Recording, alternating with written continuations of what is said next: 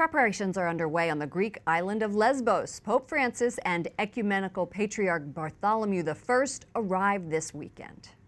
Leaders of the Catholic Church and Orthodox churches are meeting Saturday to deliver a single message. They stand with the people who have risked death to pursue a brighter future in Europe. Francis and Bartholomew will visit a refugee camp on the island. Hundreds of thousands have passed through it on their trek. Actually, I hope it will make a difference because he's a respected person.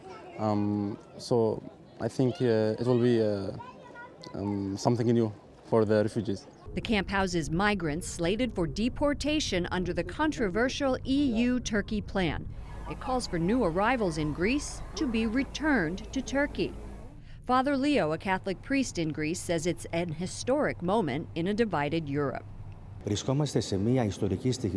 believes if the Orthodox and the Catholic churches, separated for nearly 1,000 years, can cooperate to show solidarity to migrants, so can governments. As a son of immigrants, Francis follows the migration crisis closely.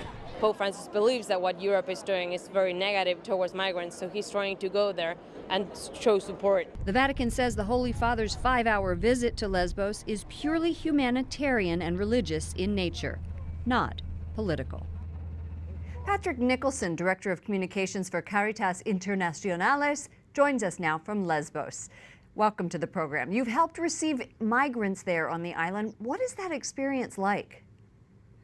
Well, I mean, it's an extraordinary experience seeing, these tiny little boats coming over the sea, really jam-packed full of people, 50, 60 people on a small dinghy, children, women, pregnant women. It's extraordinary. And when they arrive, they're completely exhausted by their journey. They're terrified by what they've experienced, but they're elated by the hope that now maybe they can put they've got some chance of a better life.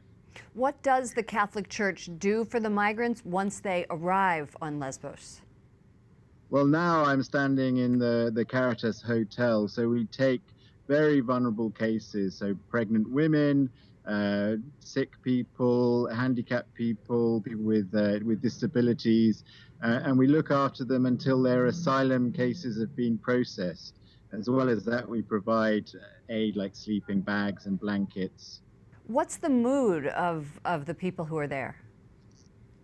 Well, the mood in the hotel is good. The people are getting the care they need and the attention they need. I was speaking to one of our staff earlier on today who said that in the detention centers, so the former refugee camps, which have now been turned into detention centers for processing people who arrive straight back to Turkey, things are very tense. People are very unhappy, and they're very concerned about their future, understandably. Do you expect the Pope's visit to impact the political debate in Europe right now about the migrant crisis? I mean, that's our hope, that the Pope will bring pressure onto governments, onto European governments, to show that their policies are really impacting very poor and vulnerable families who are fleeing war, fleeing persecution, and really need help. Patrick Nicholson, Director of Communications for Caritas Internationalis, thank you so much for joining us. Thank you very much.